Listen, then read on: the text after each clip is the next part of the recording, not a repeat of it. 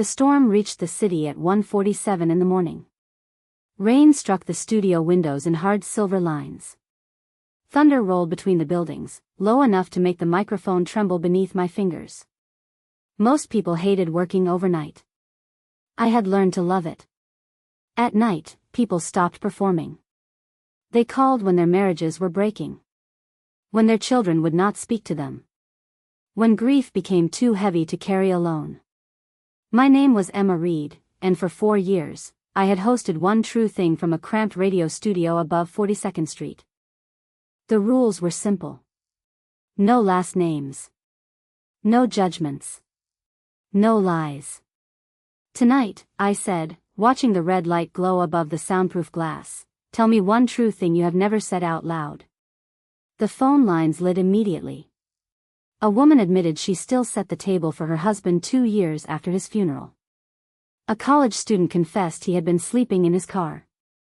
A father whispered that he was afraid his daughter would grow up and discover he had never known how to love her properly. I listened.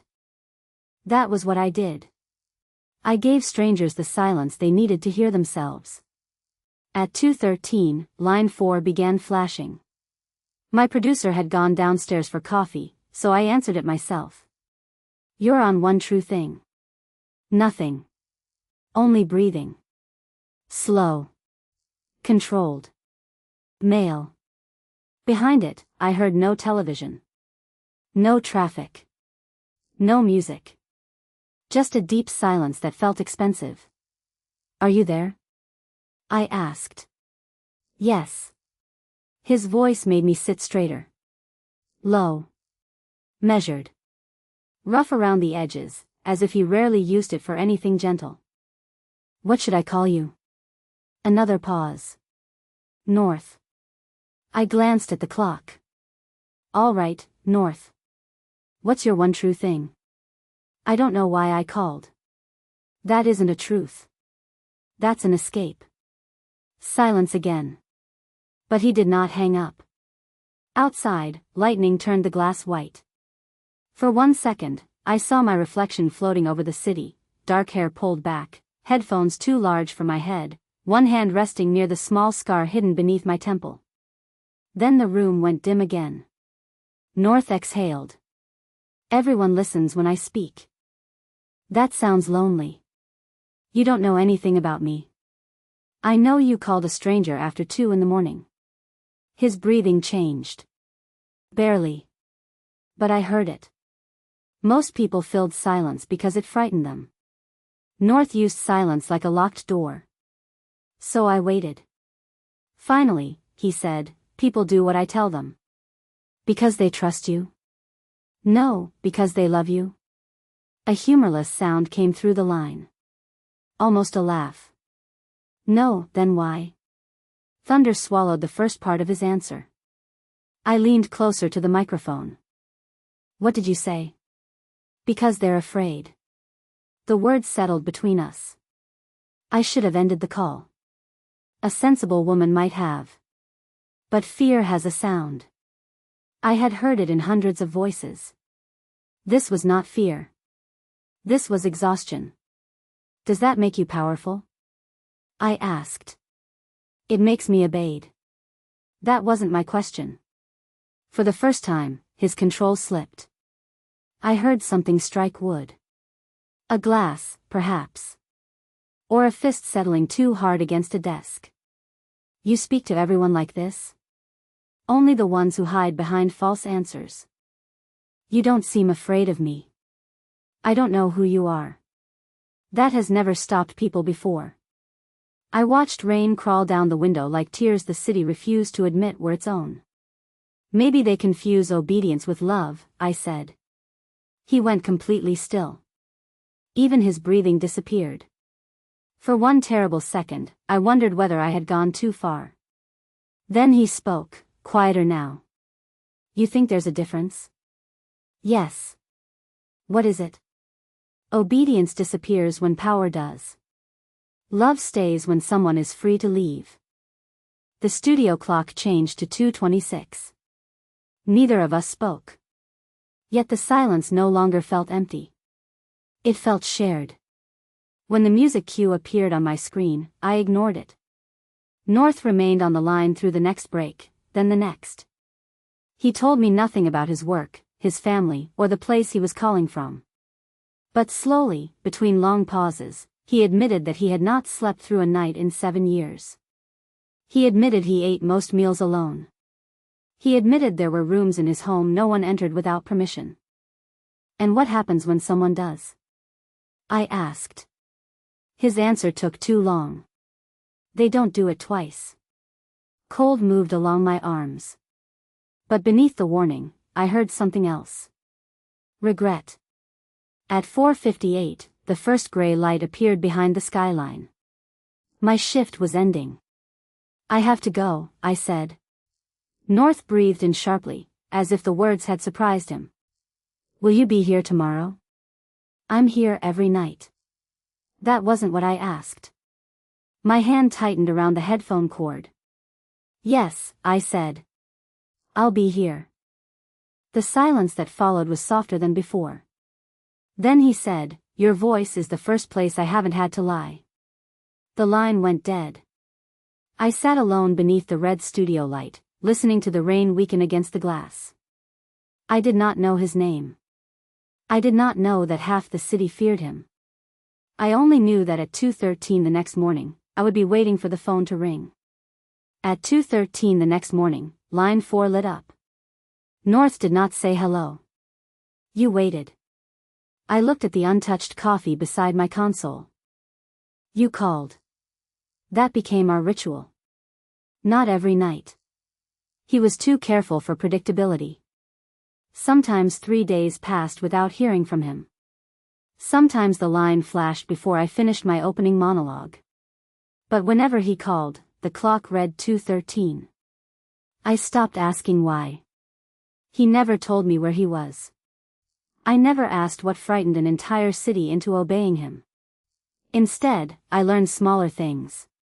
He hated violin music because his mother had played it when she was angry. He drank coffee black but left it untouched when troubled. He kept a lamp burning in the western room of his house, though no one had entered it for years. And he learned me. He knew when I was smiling because my breath lifted at the end of a sentence. He knew when a caller's story followed me into the commercial break. He knew I touched the scar near my temple whenever someone mentioned fire. You're doing it again, he said one night. Doing what? Rubbing your temple. My hand froze. You can't see me. No. But your voice moves farther from the microphone. I leaned back in my chair. That's unsettling. Most things about me are. I should have laughed. Instead, I asked, have you slept? A pause. 4 hours. The week before, he had managed 2. That's progress. You sound pleased. I am. No one had ever accused North of needing praise, yet his silence softened whenever I gave it. Weeks passed. The city shifted from winter rain to the first restless nights of spring. Somewhere between anonymous callers and dawn traffic reports, North stopped sounding like a stranger. That frightened me more than his secrets did. One night, a woman called to confess she had changed her name after escaping a violent marriage. When the line disconnected, North remained quiet for so long I thought we had lost him. Then he asked, have you ever wanted another name? The question tightened something behind my ribs. I already have one. His breath caught. I stared at the dark studio glass. When I was 12, I became Emma Reed, I said. Before that, I belonged to a life that ended in a fire. Your family? I don't discuss them. Because it hurts? Because some memories become dangerous when spoken aloud. The line filled with a faint rustle, like paper being moved. What did your father teach you? He asked. The question felt oddly specific. I almost refused. Instead, I heard my father's voice as clearly as if he stood behind me. Truth survives the people who bury it. Something fell on North's end. A sharp metallic sound. North? I'm here. But his voice had changed. Controlled again. Too controlled. Where did you hear those words? From my father. What was his name? The red light above me burned like a warning. You know the rules. He exhaled slowly. You're right. He never mentioned it again. But for the next 4 nights, line 4 stayed dark. On the 5th, I announced the station's anniversary gathering, a small public event where listeners could meet the hosts they had trusted in darkness. You should come, I told the empty air, pretending the invitation was meant for everyone. North called 30 seconds after the program ended. I don't attend public events. Then remain mysterious. That sounds like disappointment. It sounds like acceptance. He was silent. Before he could answer, my producer slid an envelope beneath the studio door. No stamp. No name. Inside was a photograph of me leaving the building that morning. Across my face, someone had drawn a black line. North heard the paper tremble in my hands. What happened? Nothing. Emma. It was the first time he had used my real name. I told him about the photograph. The man on the line disappeared. In his place came something colder. Precise. Do not leave alone. You don't get to give me orders.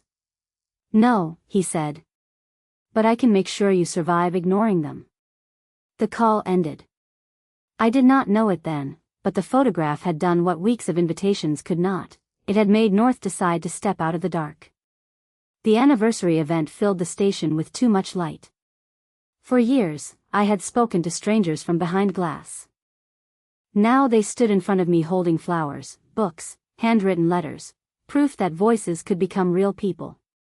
I smiled. Signed programs.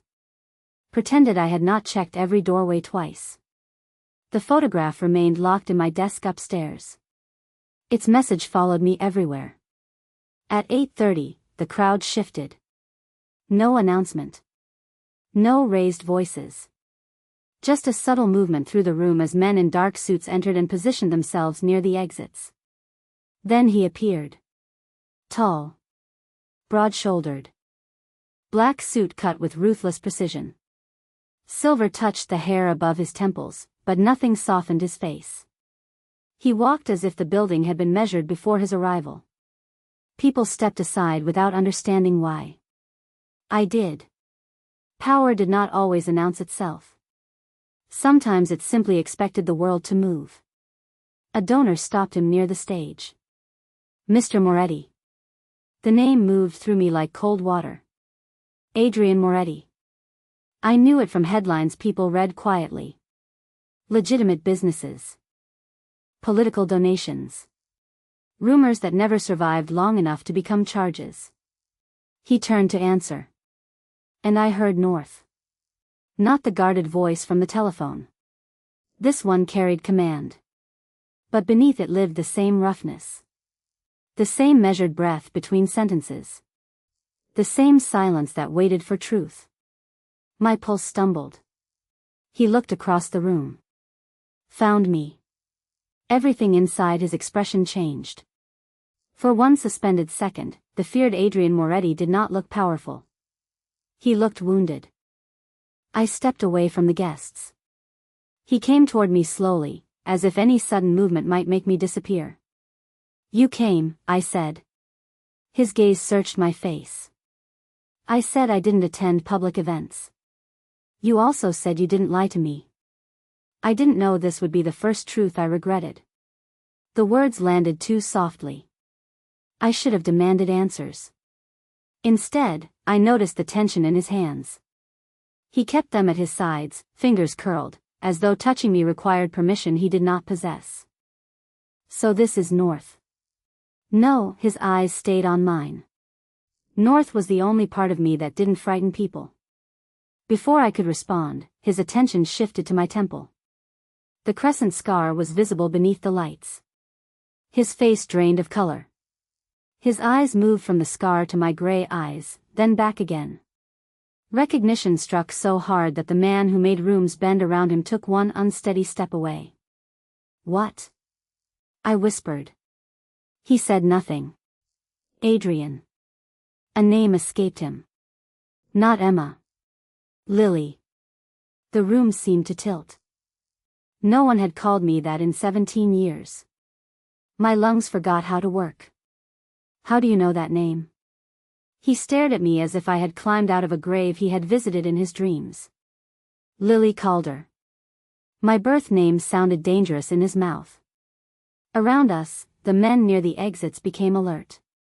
One touched his earpiece. Another moved closer. I backed away. Adrian noticed and stopped breathing. What did your family do? I asked. His silence answered before his voice did. They were connected to the night of the fire. The music continued behind us. Glasses clinked. People laughed. My childhood was breaking open in the middle of a celebration, and no one could hear it. Connected how? His jaw tightened. I can't tell you here. Then tell me why you recognized me. He looked at the scar again. Then at my face. I saw your photograph 17 years ago. Fear became anger. You knew I survived? No, his voice cracked on the word. We were told no one did. A phone vibrated inside his jacket.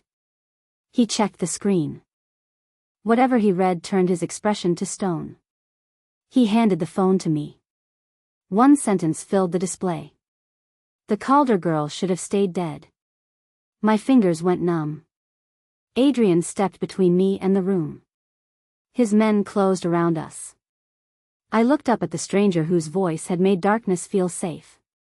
Did you come because you loved my voice, I asked, or because you finally recognized your family's witness? Adrian did not answer my question. He turned toward the nearest exit and said, "We're leaving." The command moved through his men like electricity. I stayed where I was. No, every face around us tightened. Adrian looked back at me.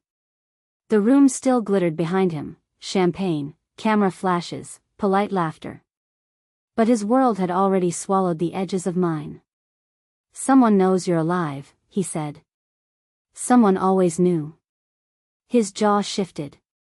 That hit where I meant it to. I'm not going to your house, I said. I'm not surrendering my phone.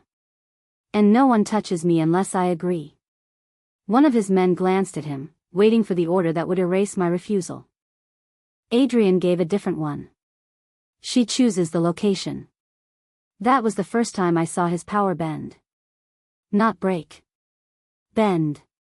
The station owned a small apartment above an abandoned theater 3 blocks away. Visiting performers used it during fundraising weeks.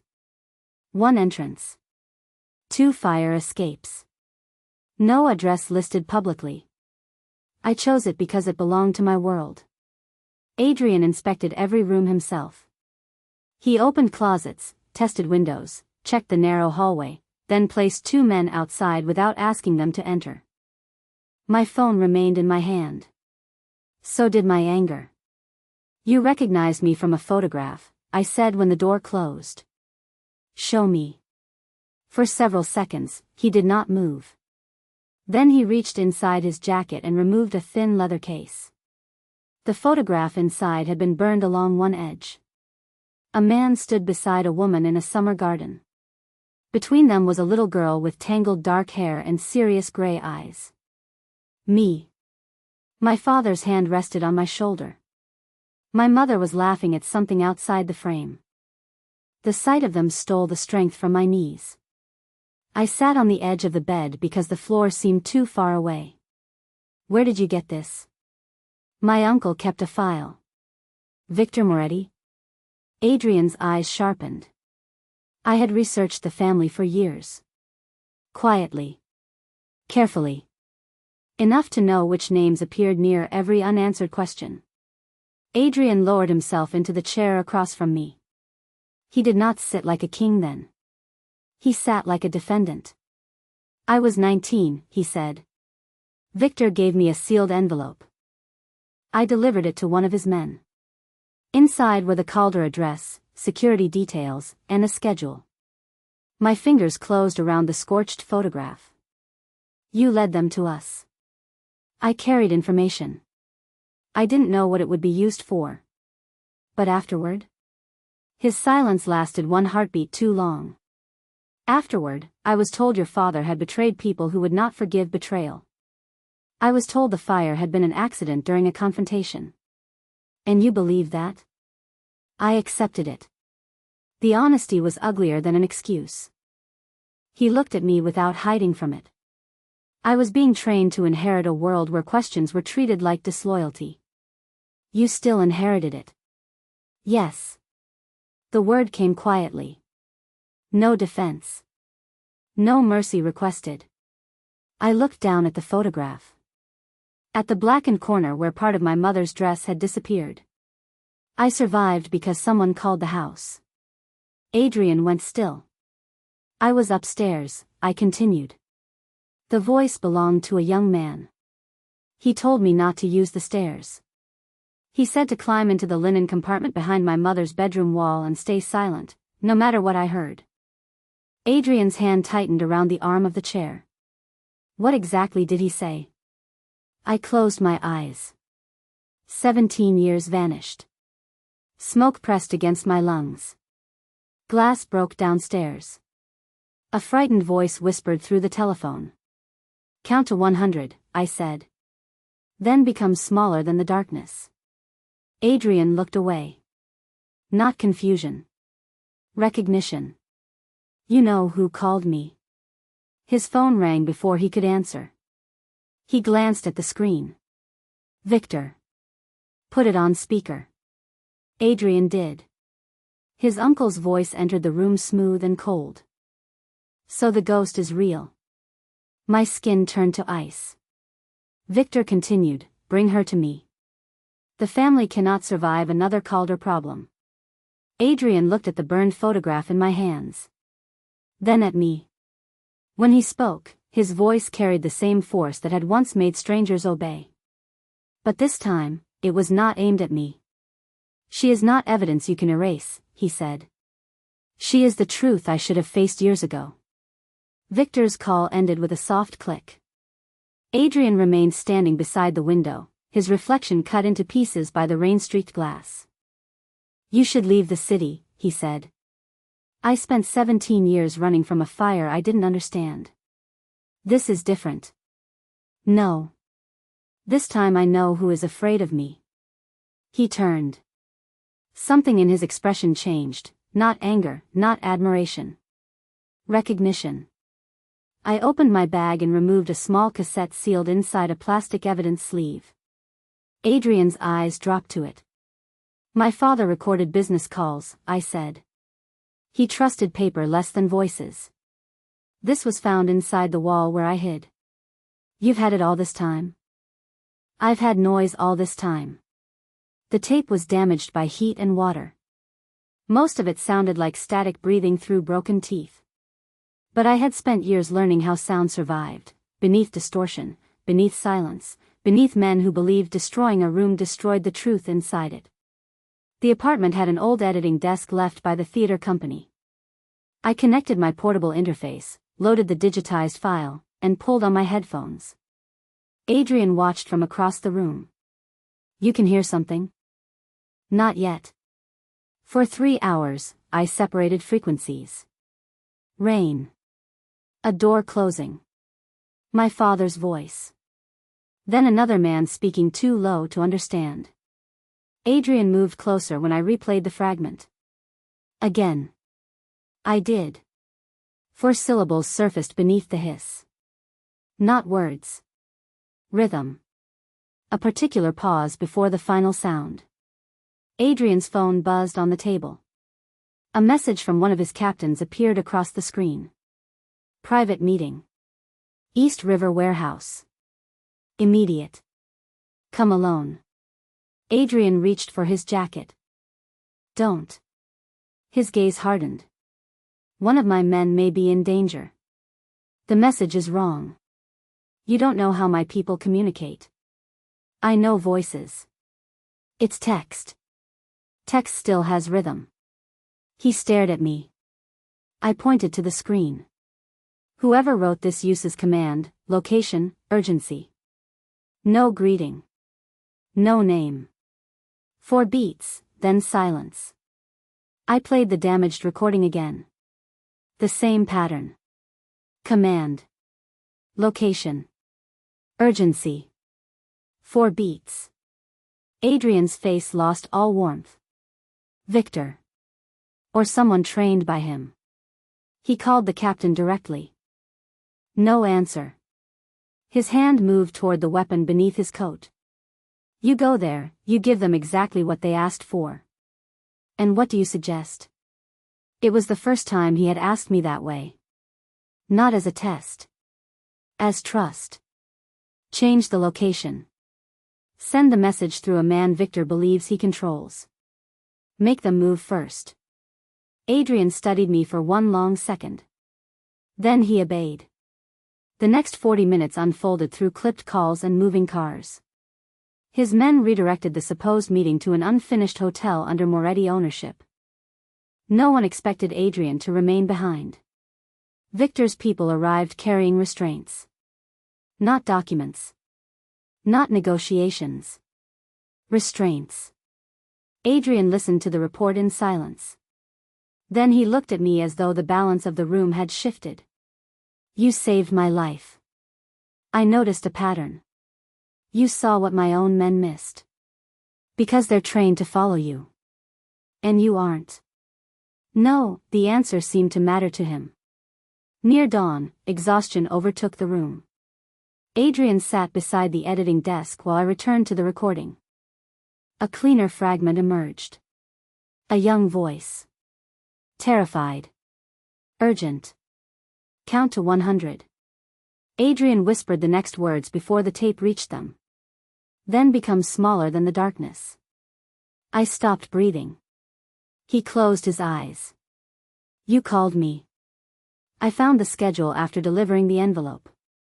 I understood enough to know something was wrong. You saved me and said nothing for 17 years? I thought you died anyway. The pain in his voice was not performance. For one reckless moment, I believed him completely. Hours later, Adrian fell asleep in the chair beside me. His head tilted toward the window. One hand remained open on the table, no longer clenched around control. I covered him with my coat. Then I searched the files his men had recovered from the warehouse. Invoices. Legal retainers. Payments routed through shell companies. One document carried Adrian's authorization. Dated 9 years after the fire. Calder investigation, continued containment. The man who had saved my life at 19 had chosen to bury the truth at 28.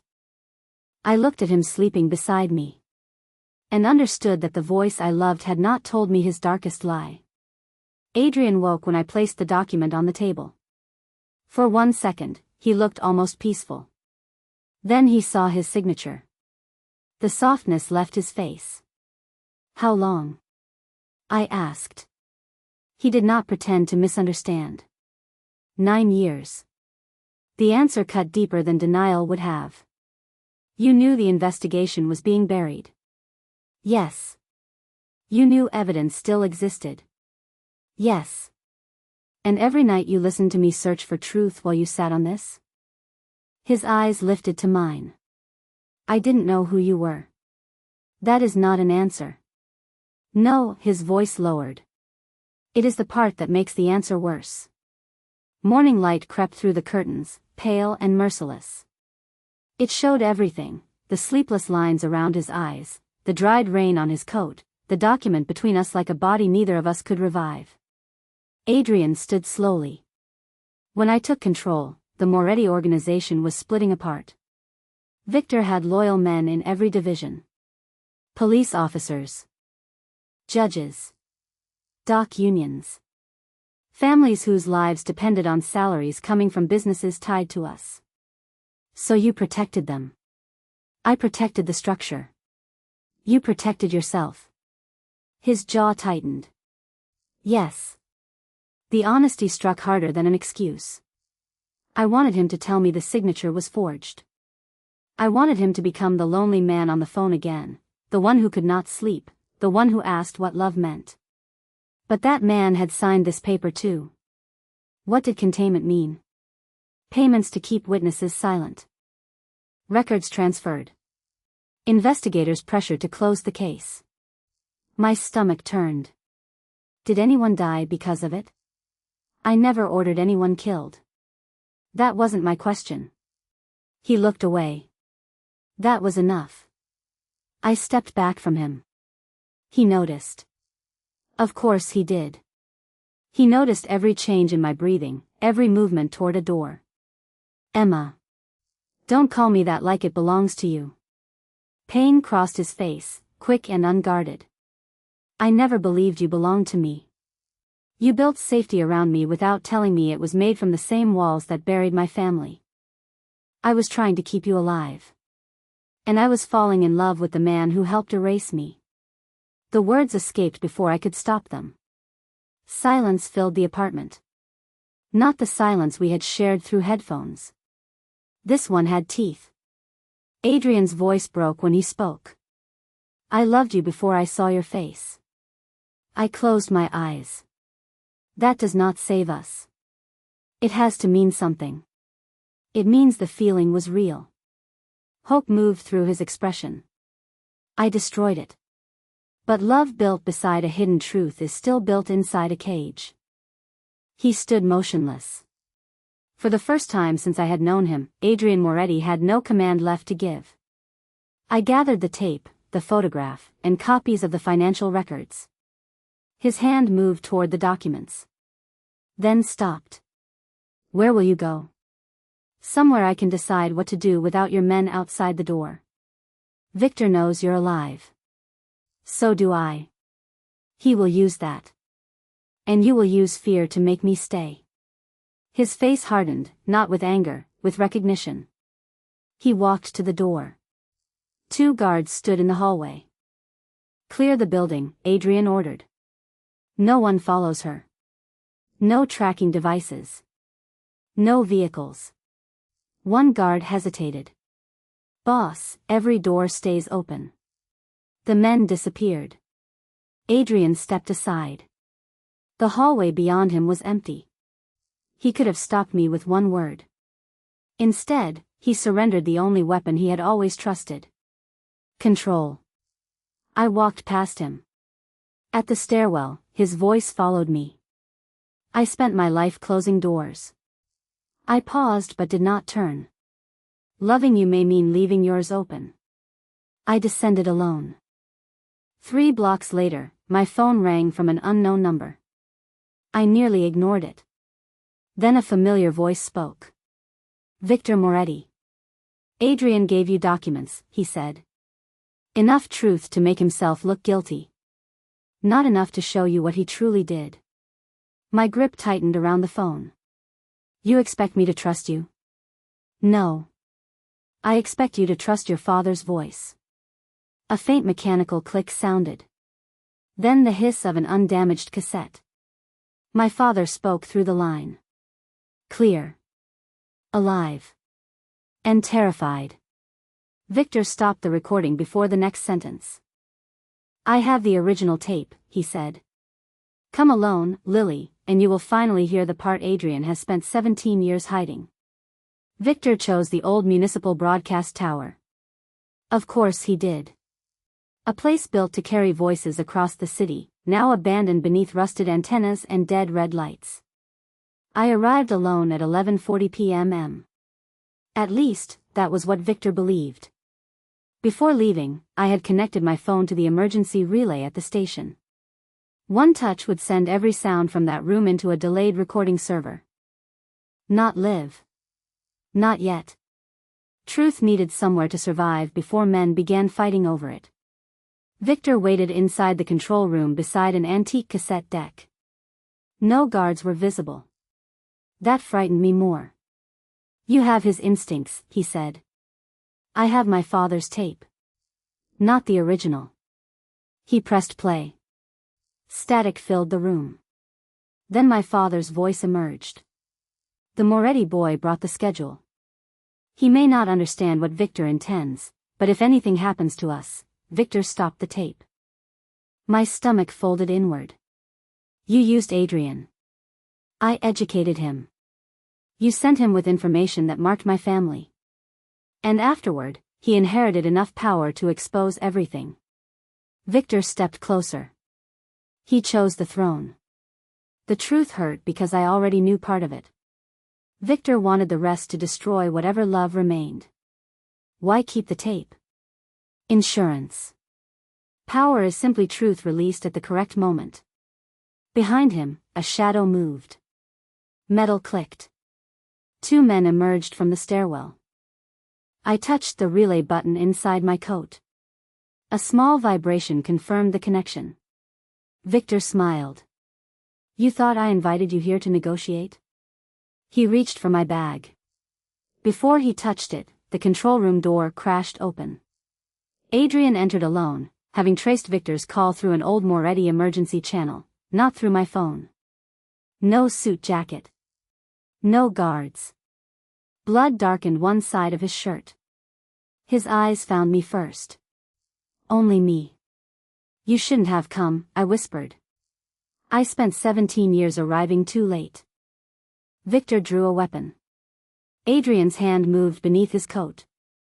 Don't, I said. Both men looked at me. For one impossible second, the most dangerous room in the city waited for my voice. I stepped between them.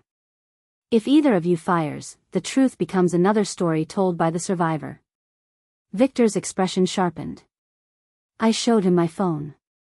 Everything you said is preserved. One of his men lunged for it. Adrian moved faster, driving him into the console.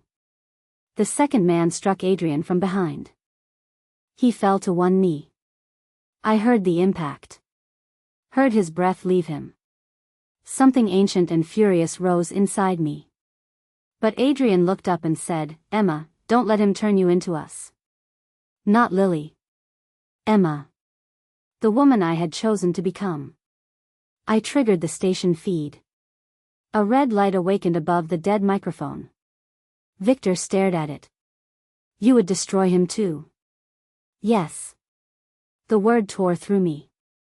Adrian stood slowly, one hand pressed against his side. Then he removed a small black ledger from inside his shirt and placed it on the desk. Accounts. Judges. Companies. Every payment I authorized. Victor's face changed. Adrian pushed it toward me. Release it. You'll lose everything. I already did. His eyes held mine. No defense. No demand. Only surrender. Victor laughed softly.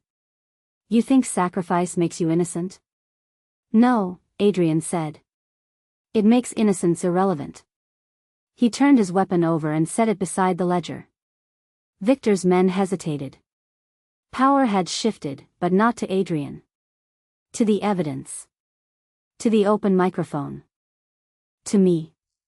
I took the ledger. For months, Adrian had protected me by deciding where I stood, where I slept, which dangers I was allowed to see. Now he gave me the power to end him. And trusted me not to become cruel with it. I stopped the broadcast delay before the files transmitted publicly. Victor smiled, believing I had lost my courage. He was wrong. I wanted something larger than revenge. I wanted the truth spoken where their silence had ruled for generations. I looked at Adrian. Bring every Moretti leader together. Victor's smile vanished. Adrian understood. The council chamber? Yes. I picked up the original tape. Bring me to the room where your family decides who matters. The Moretti council chamber had no windows. Only dark wood. Black marble. 12 men seated beneath portraits of dead patriarchs who had built their names from other people's fear. Victor stood at the far end of the table. Adrian entered beside me, wounded but upright. Every man rose. He did not take his chair. Instead, he pulled it out for me. The room changed. You bring a witness into this chamber, one man demanded. Adrian looked at him. I brought the truth. I sat in the chair that had controlled half the city for 3 generations. Adrian stood behind me. Silent. Victor's face tightened. This is theater. No, I said, placing the cassette on the table. The theater ended when my family burned. I pressed play. My father's voice filled the chamber. He had discovered that Victor was using Moretti shipping companies to move illegal money through charities, judges, and city contracts. He had copied the accounts. He planned to give them to federal investigators. Then came Victor's voice. Clear. Calm. Remove Calder before sunrise. The wife too. No loose ends. My hands began to shake. The recording continued. A younger Adrian spoke in the background, asking why the security schedule mattered. Victor told him it concerned a negotiation. Then footsteps. A door closing. Minutes later, another sound entered the tape. A telephone dialing. Adrian's 19-year-old voice whispered, "Pick up. Please pick up." He had discovered enough to understand danger. Not enough to stop it. But enough to call me. Enough to tell a terrified child where to hide.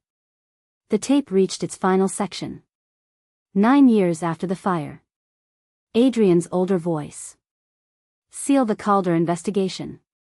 If Victor falls now, the organization fractures. I will deal with him when control is secure. The room went still. There was no misunderstanding left. Victor had ordered my family's death. Adrian had saved me. Then, years later, he had protected the man responsible because power mattered more than justice. Adrian stepped forward. I authorized the silence, he said. No one forced my hand. Victor smiled faintly. At last, you remember what leadership costs. Adrian removed the Moretti ring from his finger. No. I remember what cowardice costs. He placed the ledgers before the council.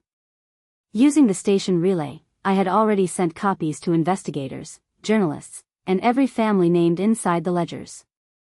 Men around the table reached for phones. Others stared at Victor as though seeing him for the first time. His power had not vanished because Adrian challenged him. It vanished because secrecy no longer protected him. Victor looked at me. You think this makes your lover innocent? No, Adrian flinched, but I continued. He does not get to use one act of courage to erase 9 years of silence. I turned toward Adrian. And you do not get to call this sacrifice if you expect me to reward you for it. I expect nothing. His voice carried no authority now. Only truth. I am dissolving the council.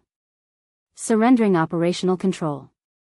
Every legitimate company will enter independent management. Everything else goes to the authorities. The men erupted. Adrian did not raise his voice. He did not need to. For once, he was not fighting to remain powerful. He was accepting what honesty would take from him. Security entered and moved toward Victor. My father's murderer looked suddenly old. When the chamber emptied, Adrian and I remained beneath the portraits. He picked up the ring. Then placed it in my palm. It was heavier than it looked. So this is it? I asked. This is the first decision I cannot make for you.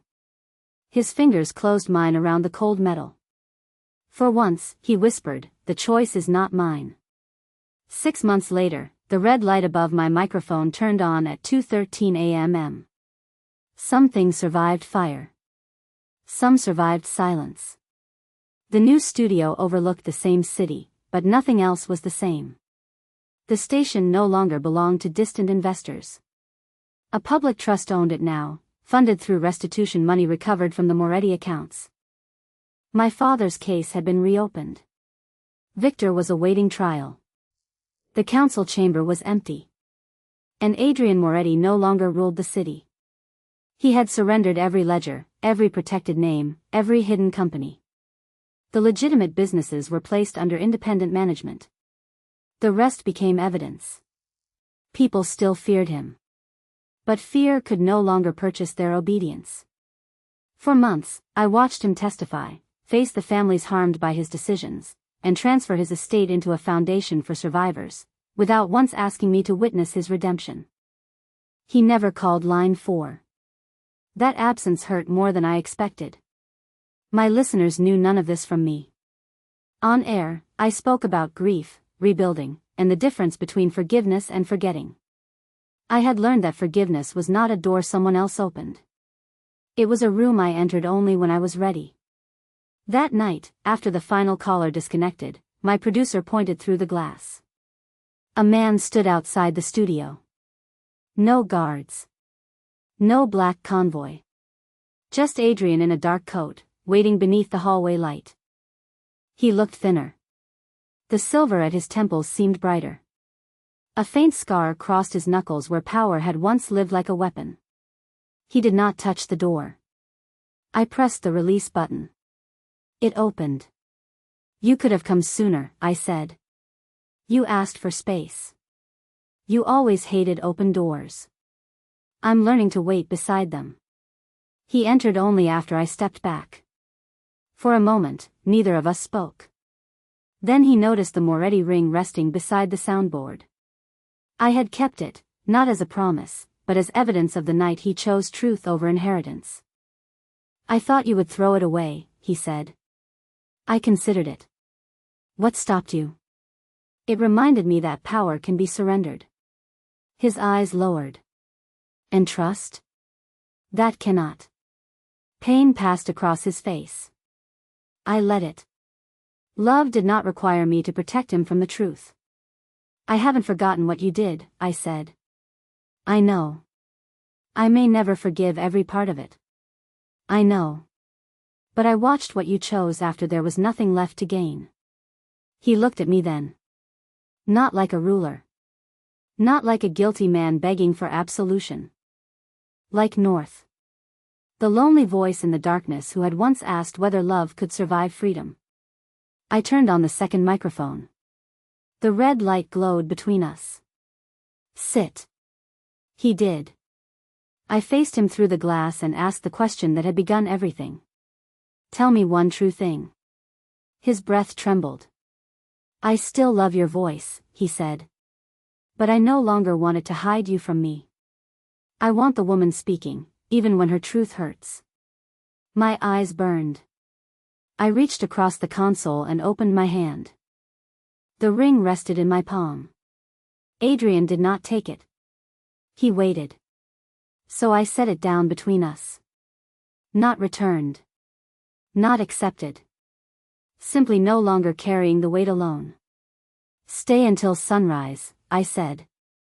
His eyes closed for one brief second. Then he smiled. Small. Human. And free of victory.